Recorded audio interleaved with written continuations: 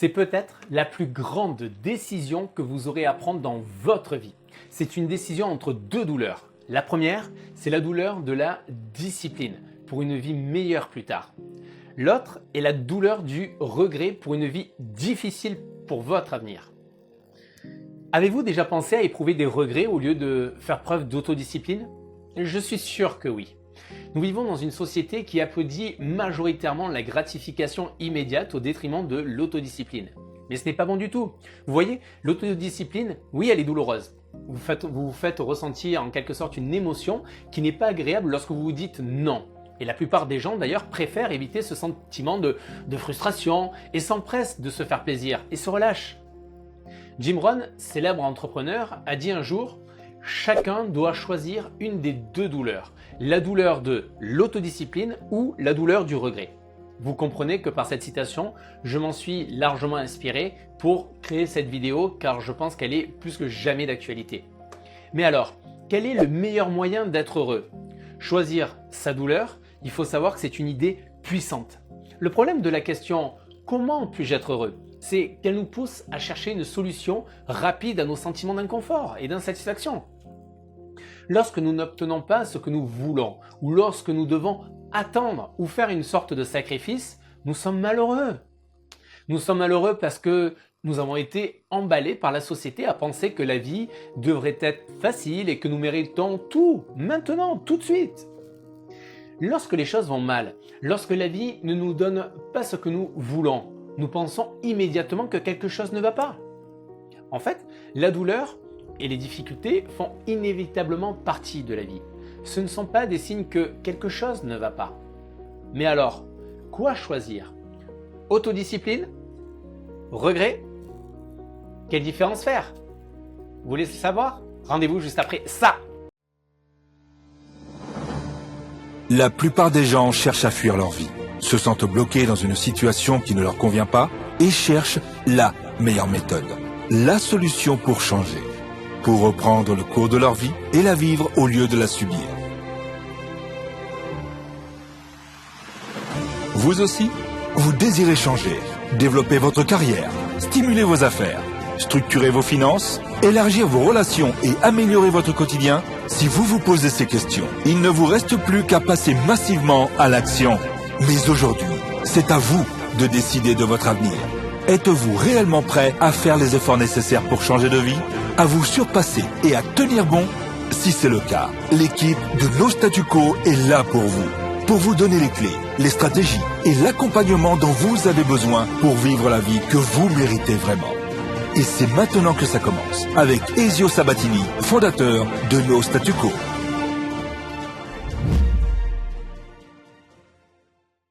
Bonjour à tous les amis, je suis Ezio Sabatini, coach, formateur et fondateur de No Statu Quo. Ma mission et mon objectif est de vous aider à développer votre leadership afin de défier le statu quo en vous faisant passer massivement à l'action pour combler l'écart entre là où vous êtes à là où vous voulez être, que ce soit dans votre vie privée ou vos affaires et votre business. Que vous soyez nouveau sur cette chaîne ou que vous ne l'ayez pas encore fait, vous ne l'avez pas encore fait, songez à vous abonner car je publie de nouvelles vidéos chaque semaine. Cliquez sur la cloche là juste en bas et si vous aimez cette vidéo, en tout cas mettez un like et partagez, c'est gratuit, surtout ça fait plaisir à recevoir. La douleur de l'autodiscipline. La douleur de l'autodiscipline, croyez-moi, elle est minuscule comparée à la douleur du regret. L'autodiscipline signifie que vous devez faire les choses même si vous ne voulez pas les faire. Par exemple, si vous voulez perdre du poids, vous devrez peut-être aller courir tous les matins pour faire de l'exercice, tous les jours, ou vous abstenir sinon de manger vos aliments préférés. Qu'est-ce qui est le pire dans ce cas? Réfléchissez bien à ceci. Est-ce la douleur de faire de l'exercice tous les jours ou la douleur de savoir que vous êtes en surpoids et en mauvaise santé pour le reste de votre vie? L'autodiscipline consiste à ne pas céder à votre moi actuel, celui qui veut tout, tout de suite, et à faire les sacrifices nécessaires pour votre moi futur, celui qui veut récolter les fruits d'une vie bien vécue. Comme le dit si bien l'un de mes mentors, sachez payer le prix aujourd'hui pour pouvoir vous offrir tous les prix plus tard. Mais à un moment donné de notre vie, nous traversons, et on va être franc, nous traversons tous une période où nous avons l'impression de faire tellement de sacrifices pour si peu de récompenses. Mais réfléchissez bien à ceci.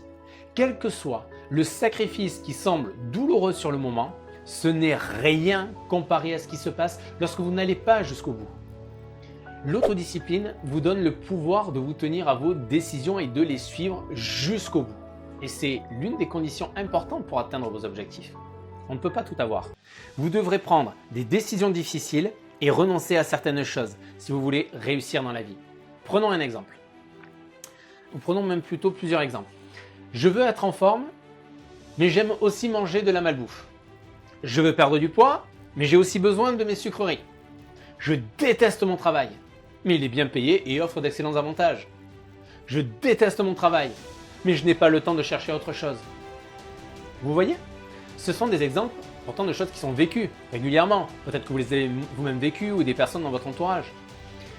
Ce sont des personnes vécues de gens qui veulent des choses mais qui sont à l'opposé de leur vie souhaitée.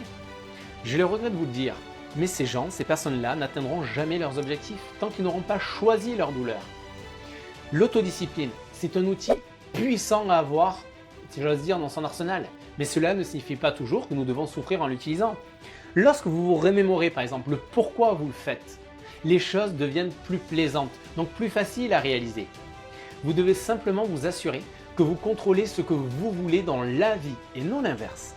L'autodiscipline est difficile sur le coup, oui, c'est vrai, mais la récompense, la satisfaction qui viendra sera bien plus grande par la suite.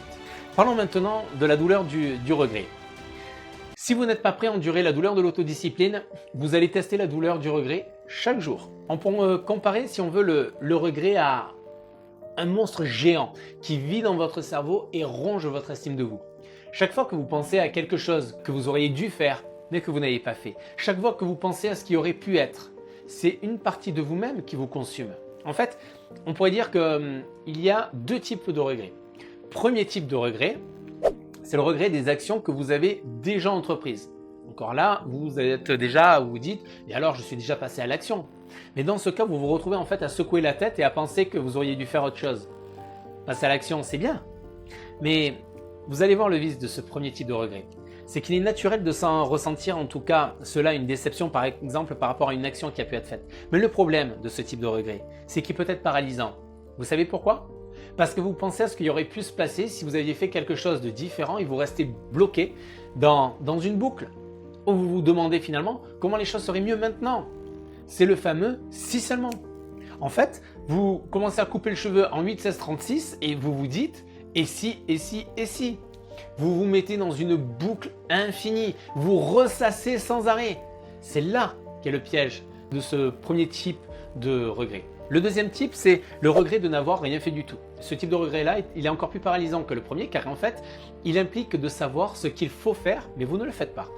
Les personnes qui ont ce type de regret ont souvent un ou plusieurs devoirs, des choses qu'elles doivent faire maintenant, mais qu'elles n'ont pas encore faites, et les remettent sans arrêt au lendemain. Cela s'appelle la procrastination. C'est pire que le regret de type 1.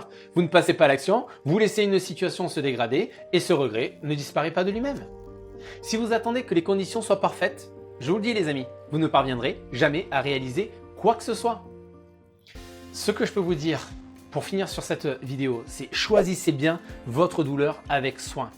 Vous ne changerez jamais votre vie tant que vous ne changerez pas quelque chose que vous faites quotidiennement. La douleur de la discipline, elle est temporaire, elle est faible. La douleur du regret, quant à elle, elle est permanente, massive. La vie n'est pas une série d'événements aléatoires. Elle est plutôt le résultat de nos propres choix, de nos propres décisions. Ne pas faire de choix, c'est déjà faire un choix en soi. L'inaction, c'est une décision à part entière. C'est pourquoi choisissez avec sagesse. Vous avez plus de contrôle sur votre réussite que vous ne le pensez. Je vous encourage à commencer à dresser une liste de choses, d'actions que vous voulez faire maintenant. Tiens, et pour commencer, c'est très simple. Vous n'avez pas de feuille à côté de vous, un stylo à côté de vous? Alors inscrivez-le là dans les commentaires. Quelles sont les premières actions que vous allez mener pour réaliser vos objectifs? Dites-le là maintenant dans les commentaires. Vous savez, vous n'avez pas besoin d'être un génie. Ce qu'il vous faut, c'est de l'autodiscipline et de la persévérance pour faire les petites choses jour après jour et laisser votre succès se construire au fil du temps. Le manque d'autodiscipline peut entraîner des regrets plus tard, ruine financière, chômage, perte de santé et j'en passe. En appliquant de ne rien changer, vous choisissez de rester là où vous êtes. En appliquant par contre de devenir discipliné, vous choisissez de transformer votre vie en une meilleure version de vous-même. Votre vie est un voyage. À chaque carrefour, vous avez la possibilité de prendre une nouvelle direction. Changer quelque chose ou ne pas la changer, telle est la question. Vous avez tous les outils, toutes les ressources en ce moment, ici même, à votre portée. Passez à l'action et faites des progrès vers une vie plus réussie et plus satisfaisante. Mettez dans les commentaires votre choix. Autodiscipline ou regret? Que choisissez-vous? Si vous avez aimé en tout cas cette vidéo, mettez un like. Moi, pour ma part, je vous dis en tout cas à très bientôt pour la prochaine vidéo. Bye bye les amis, à très vite.